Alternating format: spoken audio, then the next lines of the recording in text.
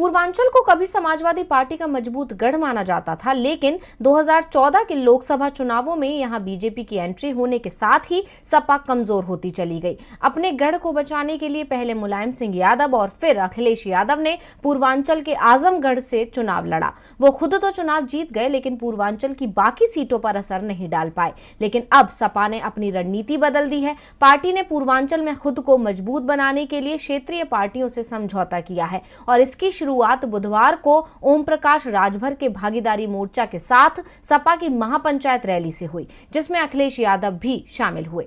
मोदी लहर ने पूर्वांचल में सपा की जमीन को बंजर बना दिया था, लेकिन इस बंजर जमीन पर एक बार फिर सपा की साइकिल दौड़ाने की कोशिश अखिलेश यादव ने तेज कर दी है। 2011 के विधानसभा चुनावों में पूर्वांचल के अधिकांश सीटों पर सपा को जीत मिली। तब पार्टी का प्रदर्शन पश्चिमी उत्तर प्रदेश में बेहद खराब रहा था, लेकिन पूर्वांचल के सहारे पार्टी आसानी से पूर्ण बहुमत हासिल करने में सफल हो गई। लेकिन 3 साल बाद 2014 में मोदी लहर में जब लोकसभा चुनाव हुए तो पूर्वांचल की 32 सीटों में से बीजेपी 31 सीटें जीत ले गई, जबकि सपा को सिर्फ 1 सीट ही मिल पाई। इस बार किसान आंदोलन और जयंत चौधरी की आरएलडी से सपा के गठबंधन के चलते पश्चिमी यूपी में तो सपा को बड़ी सफलता मिलने का दावा किया ही जा रहा है, लेकिन पूरब का किला कैसे वापस हासिल किया जाए, इसकी कोशिश में सपा जुटी हुई थी। और अब इस किले को हासिल करने के लिए अखिलेश यादव को ओम प्रकाश राजभर के रूप में सहयोगी मिल गया है, जिनका पूर्वांचल की 3 दर्जन से ज्यादा विधानसभा सीटों पर प्रभाव है। वैसे राजभर के साथ बीजेपी ने भी गठबंधन की बहुत कोशिशें की थी,